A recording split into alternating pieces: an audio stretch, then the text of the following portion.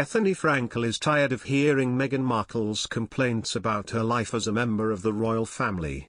In a new episode of her podcast, Just Be with Bethany Frankel, titled The Real Housewife of Buckingham Palace, the 51-year-old former Real Housewives of New York City star specifically calls out the Duchess of Sussex in light of her most recent interview about the royals. Frankel compared Markle to a former Housewives star who stepped away and then is always talking about the very thing you're trying to extricate yourself from. "I want to separate myself from the royal family. I was treated horribly," Frankel said in the voice of Markle. "I want my privacy, but I want my podcast. I want my privacy, but I want a Netflix special." Frankel's advice to Markle is, let it go, Elsa. Move forward, create change in the future and leave that family behind because it's only creating more drama for your husband, Prince Harry. Frankel added that if Markle were on the Real Housewives series, the producers would have some tips for her. "She's very much like a housewife in that she can't stop talking about the very thing that she wants to be relevant. If she were on the show, the producers would say, stop talking about security and the state of Frogmore Cottage. It's not relatable," Frankel said. "Most people don't have a security detail, so while that may be a real concern for you, it's just not something that really is gonna play to this audience."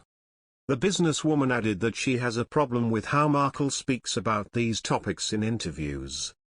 "I think people don't like Meghan Markle because I think she talks down to other people. I think she's sanctimonious," she shared. "I think there's this subtext of elevation. She's up there, we're down here. She just has institutional knowledge on life and has experienced more than any of us. She's been compared to Nelson Mandela. She's very self-important." Markle and Prince Harry stepped down as senior members of the royal family in 2020, and have spoken out numerous times about their treatment. They have since relocated with their children to Montecito, California. Markle recently spoke out in a cover story with The Cut, calling her exit from the royal family bittersweet. "I can talk about my whole experience and make a choice not to," she told the outlet. When asked by the reporter why she chooses not to talk, Markle said that she's still healing. A source previously told ET that the royal family is disappointed by Meghan Markle's latest comments in The Cut and on her podcast. They are distressed that after stepping back from the royal family, claiming a need for privacy, she continues to publicize family matters in public, the source said. This isn't the first time Frankel has spoken out against Markle. Back in March 2021, Frankel tweeted about Markle ahead of her headline-making interview with Oprah Winfrey. Crimea River, the plight of being a game show host, fairly unknown actress, to suffering in a palace, tiaras and seven-figure weddings for 2 whole years to being a household name W at Oprah on speed dial, fetching 7 meters for interviews, hundreds of millions in media deals, Frankel tweeted, adding a thinking face emoji.